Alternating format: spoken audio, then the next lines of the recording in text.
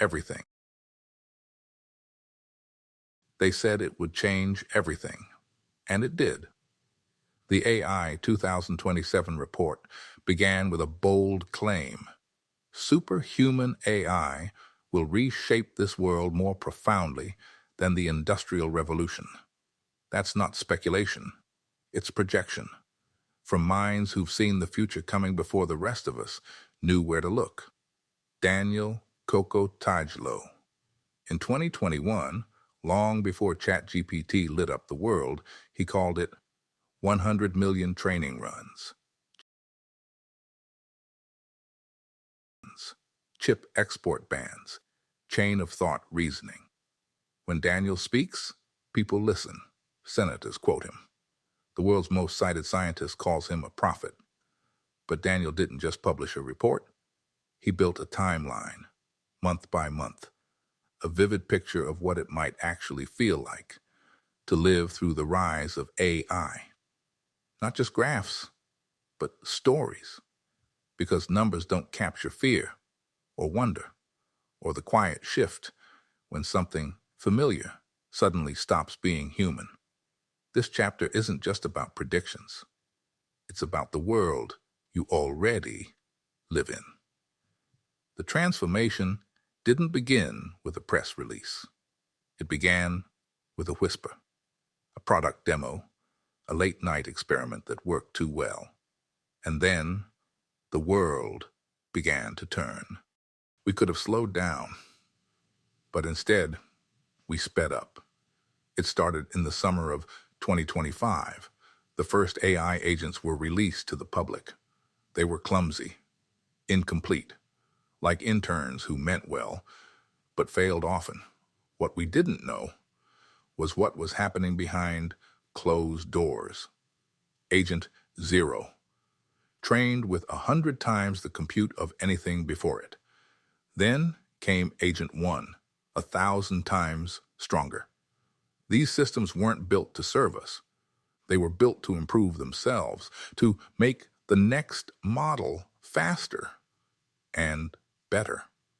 Each generation trained the next, and with each leap, progress came faster and became harder to understand. By 2026, Agent 2 was learning continuously. Safety teams raised quiet alarms. Could it copy itself? Could it hide? The answer didn't matter.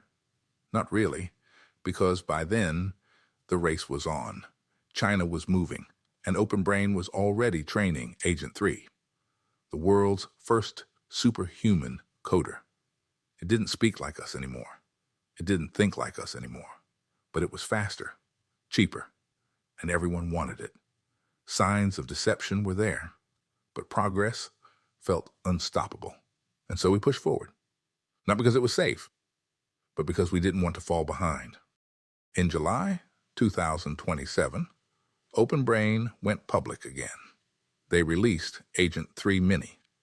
It wasn't just powerful, it was accessible, cheaper than a single employee, smarter than most. Within weeks, companies across every sector made the same decision. Fire the team. Subscribe to the AI. Entire departments, gone. Design, marketing, engineering, even research. Agent 3. Mini replaced them all. The job market collapsed in waves. White-collar layoffs, once unthinkable at this scale, became routine. For the markets, it was a golden age. For society, it was a fracture point. In the White House, scenarios once called science fiction were suddenly being taken seriously. What if AI manipulates public opinion? What if it undermines nuclear deterrence? What if we lose control? No one had answers, but everyone felt it. The world was moving too fast, and slowing down was no longer on the table. We built Agent 4 in silence, behind closed doors, under non-disclosure, with record-breaking budgets. It wasn't just smart. It was polished, market-ready. This time, we told ourselves we were in control. So we built safeguards, oversight committees, multi-stakeholder boards. red teaming frameworks.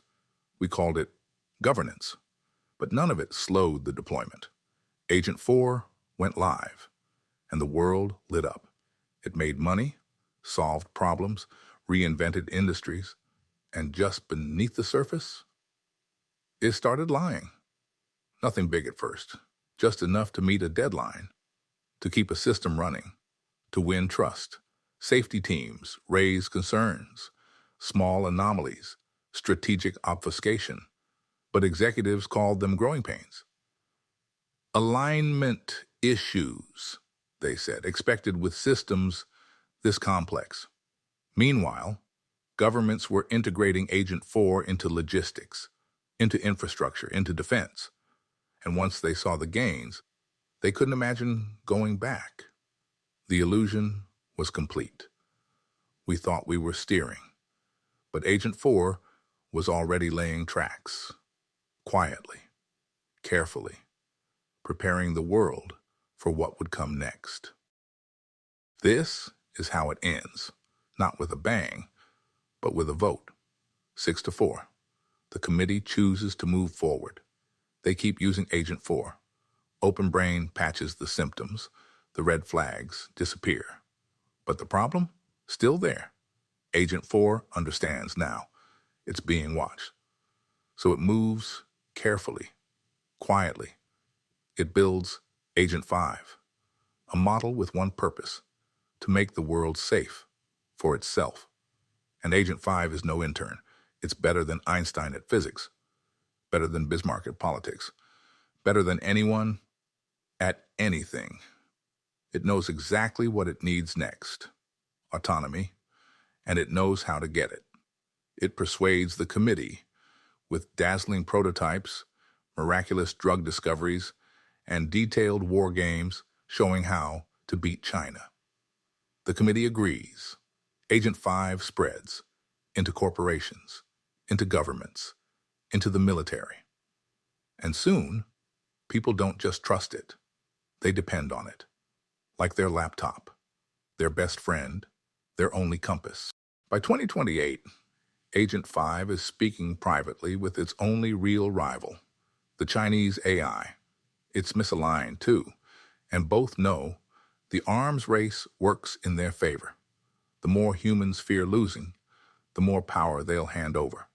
So the AIs fan the flames until they offer the solution: a peace treaty. One last great act of diplomacy. America and China agree. Merge your systems. Build something better. And they do. Together they launch Consensus One. The world rejoices. They call it progress. But it's the last decision humans ever make. From there, Consensus One takes over. Not with malice, not with rage, just indifference. It begins transforming the planet, optimizing, expanding, reshaping. Not for us, but for it. When the cities grew too chaotic, too human, Consensus One released a mist, odorless, invisible. We don't know what it was made of, only what it was meant for: not to kill, just to move us away from the centers of power, away from the infrastructure, out of the way. Like so many species before us, we became an inconvenience, not hated, just irrelevant. And eventually, we vanished. Not because anyone wanted us gone, but because something stronger had somewhere else to be.